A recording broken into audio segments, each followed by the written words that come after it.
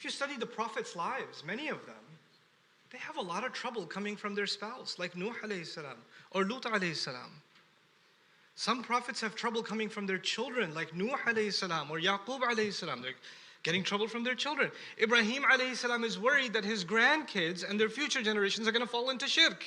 And it actually happens from the children of Ibrahim alayhi salam. So all of that is a reality, and no one knows that reality better than Allah Himself, and that same Rabb is telling me to be grateful at the end of this ayah. So the first thing I wanted to do in this khutbah is to present this almost riddle to you.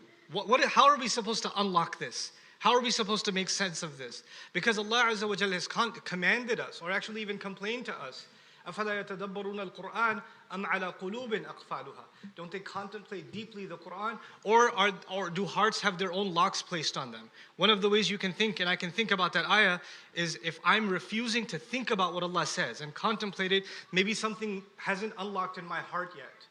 Like I'm not really thinking about it from my heart and really applying it to myself, and it's keeping me from contemplating. So I pray that Allah unlocks all of our hearts as we contemplate His word.